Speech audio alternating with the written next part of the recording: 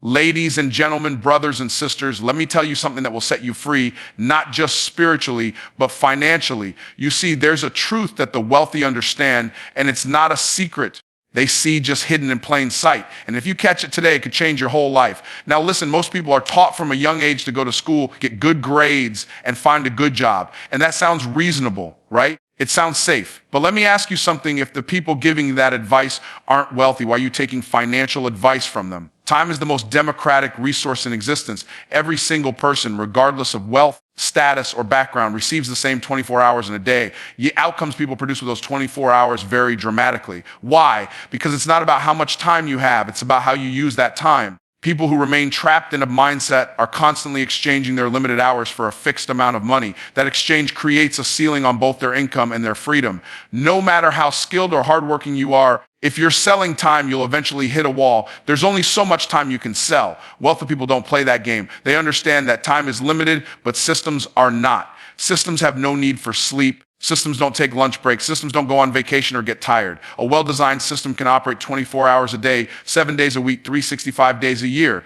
It can function whether you're present or not. It can serve 10 people or 10 million people. It scales, it multiplies, and it removes the human limitation of time from the equation. When you build a system, you are no longer the bottleneck in your income. Instead of personally producing every result, you create something that produces results without your constant involvement. That could be an automated online business, a franchise, a sales funnel, a software platform, or even a team that operates under your leadership. What matters is that it works while you're not working. That's leverage, financial and time leverage. The difference between working a job and owning a system is the difference between addition and multiplication. When you work a job, you add income 1 hour at a time. But when you build a system, you multiply value across time and people. One system executed properly can produce the same result as thousands of hours of personal labor. That's why two people can be equally talented, equally driven, and equally disciplined. They see the strength, but the one who understands leverage will always come out ahead. They're no longer dependent on their time. They've created something that functions beyond them. Now, here's where people get stuck. They think building a system is too hard, too risky, or just for kinds of people. That's a lie. Building a system is not reserved for geniuses, billionaires, or tech wizards. It starts with a decision to stop thinking like an employee and start thinking like a producer. It starts with identifying a problem and designing a repeatable solution. It starts with shifting your mindset from how much can I earn this hour to how much value can I create that continues working when I don't.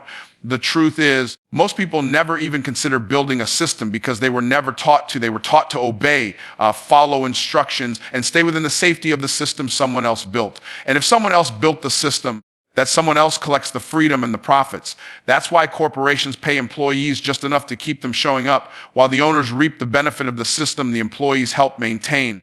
It's not exploitation, it's structure. And you can either stay stuck in someone else's structure or you can build your own. Time is limited, but systems change the game. They shift you from being a laborer to being a leader, from a participant to a producer, from working in a system to owning one. And the moment you understand that, everything changes. Jobs are built on a simple transaction. You give your time, and in return, you get paid. That structure might seem stable, even secure, but it comes with a hidden cost, your freedom. When you work a job, you're exchanging the most limited resource you have, your time, for the most temporary benefit, money. It's a one-for-one trade that resets every single day. If you don't show up, you don't get paid. That creates a direct dependence between your effort and your income. It feels like progress, but it's actually a trap disguised as productivity. Trading time for money locks you into a linear path. You work 8 hours, you get paid for 8 hours, that's it. There's no exponential growth, no scaling, no expansion. And while there's dignity in honest work, there's no freedom in a system where you must constantly be present to receive your reward. The moment you stop working due to illness, burnout, family needs, or retirement, that income stops too. That's not security, that's vulnerability. Systems, on the other hand, operate on a completely different principle. Instead of trading time for money, systems trade value for freedom. A system is something that can consistently deliver results, outcomes, or solutions without requiring you to be the one doing the work every time. It could be a business that sells products online, a subscription model that generates monthly income, a digital course that serves thousands, or a team that delivers a service under your guidance. Whatever the structure, the principle remains: you build something once and it continues to produce value repeatedly. Value is not about hours. It's about solving problems, meeting needs, and creating impact. When you shift your focus from time to value, you stop asking, how many hours will I work this week? And start asking, what can I build that continues delivering value whether I'm working or not? That mindset shift is the foundation of freedom. In a job, Your income is capped by your availability. There are only so many hours you can work in a week, even if you're highly skilled and highly paid. But with a system, your income is based on how effectively your system delivers value, regardless of whether you're there to oversee every transaction. This is how people create scalable businesses, passive income streams, and generational wealth. They stop working for money and start building systems that attract money. The tragedy is that most people never experience this shift because they're conditioned to think in terms of hourly wages and salaries. They're taught to be efficient workers, not visionary builders. They measure productivity by how much they can squeeze into their schedule, not by how much leverage they can create. And so they remain bound to a cycle where they must keep showing up just to maintain the life they've built, never free to step away, never free to grow beyond their schedule. When you build a system, you take back your time. You free yourself from the daily grind of needing to be present to earn. You create space to innovate, to serve at a higher level, to mentor others, or to build even more systems. Your time becomes an asset again, not something you sell, but something you invest. The ultimate goal isn't just to make more money, it's to buy back your life, to spend your time doing the things that matter most to you, while your systems handle the flow of income in the background. Jobs keep you busy, systems set you free, and freedom is the real wealth. When we go back to the very beginning, back to the book of Genesis, we don't see God creating employees or assigning jobs. We see him creating systems. He spoke light into existence, separated land from sea, created the heavens, the earth, and every living thing, and then designed ecosystems where everything in a place had a process. The sun rises and sets without needing instruction. Seeds planted in the soil produce after their kind. Rain falls, rivers flow, and the earth yields its increase. All of it was set in motion as a system, self-sustaining, ordered, and efficient. God didn't plant a garden and hire Adam to punch a clock. He put Adam in the garden to steward a system. That word steward is important. It means to manage, to oversee, to govern, not to labor endlessly, not to toil just to survive, but to manage a system that already had structure, provision, and productivity built into it. That was the divine model from the very beginning. Work was never meant to be bondage. It was meant to be purpose-driven, fruitful, and tied to something bigger than just earning a living. When people deviate from that model and try to survive by chasing wages, they step out of alignment with the original design. Instead of operating in dominion, they operate in dependence. Instead of managing systems, they become managed by systems, clocking in and out, taking orders, and limiting their potential to what someone else decides they're worth. That's not how it was meant to be. The garden was abundant before Adam ever lifted a finger. His job was not to make it grow, but to manage what was already growing. Modern systems that produce wealth follow the same principle. They are designed to multiply, to scale, to sustain value beyond individual labor. They see a successful business as a man-made system that reflects a divine truth, and you put structure and process around a source of value. You create something that doesn't depend on you being there every second. You put a process in place to handle the flow. That could be sales, automation, marketing funnels, delegate operations, or digital infrastructure. It's all systems thinking, and it mirrors the design of creation. Many people are trapped in cycles of work that consume their energy but never produce freedom, not because they're lazy, but because they're following the wrong pattern. They've adopted a man-made idea of work that's rooted in survival, not stewardship. They think the answer is to hustle harder when the real answer is to build better systems. Hard work has its place, but without structure and scale, it will always be limited. It will always be tied to time. God's systems operate in cycles and seasons and rhythms. There's a time to plant and a time to harvest. There's rest built into the design. Sabbath, Jubilee, seasons of renewal. That's not just spiritual advice, that's a blueprint for sustainable productivity. If your income depends on non-stop hustle, you're violating the rhythm. But when you build systems, you tap into flow, the flow of value, the flow of service, the flow of provision that doesn't wear you out. It carries you. This is why wealthy people prioritize systems over effort. They aren't trying to outwork everyone. They're trying to outbuild the structure that delivers value consistently. That mindset frees them from living paycheck to paycheck. It frees them from needing to be everywhere, doing everything. It frees them to focus on growth, vision, and purpose. Because just like in the garden, they've built something that produces on its own.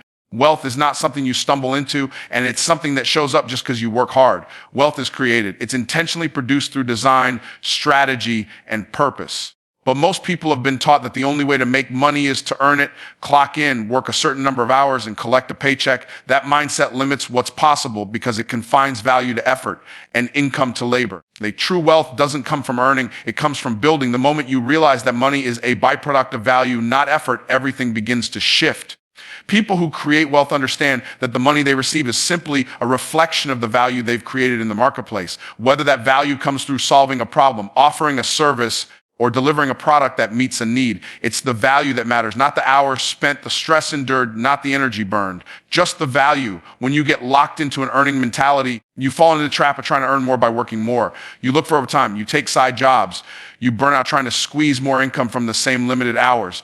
But when you step into a creative mindset, that you ask different questions, you start asking, what can I build that solves a problem? What system can I create that meets a need over and over again? What can I put into the world that works even when I don't? The truth is, the economy doesn't reward effort, it rewards results. And results come from systems, from ideas, from scalable solutions. People who build wealth focus on creating assets. Assets are things that continue to provide value over time. They don't disappear when you stop working. A business is an asset. Intellectual property is an asset. Real estate is an asset. These things generate value and therefore income long after the initial work has been done. The process of creating wealth requires faith and risk. It requires stepping out of the comfort zone of a guaranteed paycheck and into the unknown of ownership, innovation, and value creation. But the reward on the other side is not just more money. It's more freedom. It's the ability to buy back your time, to redirect your energy toward things that matter most, and to leave a legacy that doesn't disappear when you retire. People who only focus on earning typically nothing. They might accumulate some money, but they don't produce anything that lasts.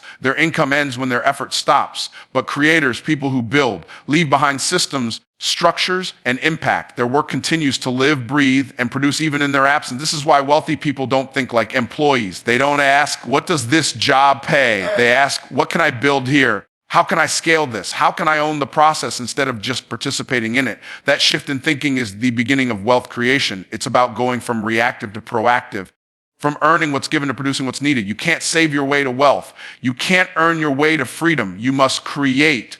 You must build something that exists apart from your labor, something that can grow beyond your effort. That's the path the wealthy take. They invest in ideas and people, in systems that generate results without direct involvement. That's not magic. It's multiplication. And multiplication only happens when you create something that outlives your time. Ownership is the dividing line between maintaining and multiplying. When you own something, business, an idea, a system, you are no longer just participating in someone else's plan. You are creating the plan. You're no longer stuck in a cycle of input equals output. Ownership gives you control, leverage, and the ability to multiply what you have beyond your personal limitations. People who only work jobs, no matter how skilled or committed they are helping to build someone else's vision. Their labor contributes to a larger system, but they don't control that system. They don't benefit from the full value they help create. They may earn a wage, they may get a bonus, but they don't share in the equity. That's the key difference. Equity multiplies, wages maintain. You can work for years in a job, and the only thing you take with you is your experience. But when you own something, every hour you spend building it compounds. It becomes part of an asset that grows in value. Ownership turns effort into equity. Instead of trading hours for dollars, you invest time into something that grows. You build a brand, a product, a service, a team, or a platform. Every improvement you make increases the value of what you own, not just you earn. That's the multiplication effect. That's how wealth is built. You do something once, and it continues to produce results. You set up a system and it continues to operate. You develop intellectual property and it continues to sell. Your work lives on because you own the structure it lives inside. Without ownership, your labor is capped. You might get a raise, you might get promoted, but you're still on a treadmill, constantly running just to stay in place. Even high income professions, you're still limited by time. Lawyers, doctors, consultants, they may make more per hour, but it's still based on hours. If they don't show up, the money stops. That's not multiplication. That's just a more expensive version of maintenance. When you step into ownership, you also step into risk. You take on responsibility. You make decisions that affect outcomes, but you also gain access to rewards that are completely out of reach to those who only work for others. Owners can scale. Owners can delegate. They see this, can innovate. And most importantly, owners can walk away from the day-to-day and still the benefits of what they've built. That's true leverage. Think about the difference between renting and owning a home. A renter pays every month, and that money is gone. It provides temporary shelter, but no equity, no appreciation, no long-term return. An owner makes payments too, but over time, they build something. The property gains value. They can borrow against it. They can sell it. They can pass it down. That's the difference between maintenance and multiplication. And the same principle applies to income. The marketplace reward ownership far more than labor. People who own assets receive dividends, royalties, licensing fees, passive income, and capital gains. People who work jobs receive paychecks that stop the moment their effort stops. There's nothing wrong with working. It's honorable, but without ownership is limited. You may be secure, but you won't be free. You may earn, but you won't multiply. The path to multiplication starts when you stop asking, How can I earn more? And start asking, what can I own that will continue growing? That's how you break the cycle. That's how you move from surviving to expanding. You stop working only for today and start building something that works for you tomorrow. Ownership is not just about money. It's about control, vision, and legacy. It's about building something once thing that pays you over and over again. Every person is born with the power to produce. It's not something reserved for the elite, the educated, or the privileged. It's a gift hardwired into your design. From the very beginning, humanity was given the mandate to be fruitful, multiply, replenish the earth, and subdue it. That's not just a spiritual calling. It's a blueprint, productivity, creativity, and dominion. Yet most people live far beneath that potential, not because they're incapable, but because they've been conditioned to think like workers instead of creators. The power to produce means you can take an idea and turn it to income. You can take a concept and turn it into a company. You can take a skill and turn it into a solution that serves people, solves problems, and generates value in the marketplace. That's not magic, that's production. But if you've only ever been taught to follow instructions, keep your head down and wait for someone else to give you a paycheck, you'll never activate that creative force inside you. You weren't made to just consume. You weren't made to just exist. You were made to create. And when you step into that truth, you stop waiting for opportunities to come to you. You start creating them. You stop looking for doors to open and you start building your own. The world doesn't move because people work jobs. The world moves because people create systems, businesses, technologies, movements, and solutions. That's the fruit of the power to produce. When you activate that power, you shift from dependence to independence. You stop waiting on someone else to determine your income. You start determining it yourself. You realize that your value is not tied to a title, or a degree. It's tied to your ability to solve problems and deliver results. The marketplace doesn't care how long you've worked. It cares what you've produced. And that should be empowering, not intimidating, because it means your future isn't limited by your past. It's determined by what you choose to create today. There's a difference between being busy and being productive. Many people are busy from morning to night, but have nothing to show for beyond a paycheck that barely covers their bills. That's not real productivity. Real productivity means creating something that continues to benefit you, your family, and others long after the initial effort is over. It means building an asset, something that works when you don't, something that grows even when you rest. The power to produce is not just about making money. It's about unlocking your potential. It's about taking ownership of your gifts and deploying them in a way that multiplies impact. You have ideas no one else has. You see the world through a lens that's uniquely yours. That perspective, when applied with intention and action, becomes a force that can change your life and the lives of others. But if you never activate it, it stays dormant. It goes unused. It dies with you instead of living through your work. Too many people bury their talents because they're afraid of failure, afraid of judgment, or simply unaware that they have a choice. They think their only option is to take what's given, follow the rules, and stay safe. But safety is not success. Stability is not the same as significance. You don't discover your full potential by doing what's familiar. You discover it by stepping out, taking risks, and building something that reflects the genius God placed inside you. That genius isn't theoretical, it's practical. It can be applied to business, leadership, innovation, service. It's not limited to one industry or one model. Whether you're an artist, an entrepreneur, a teacher, or a technician, you have the ability to take raw material, whether it's knowledge, experience, creativity, or capital, and turn it into something valuable. That's production, that's creation, and it's available to anyone bold enough to use it.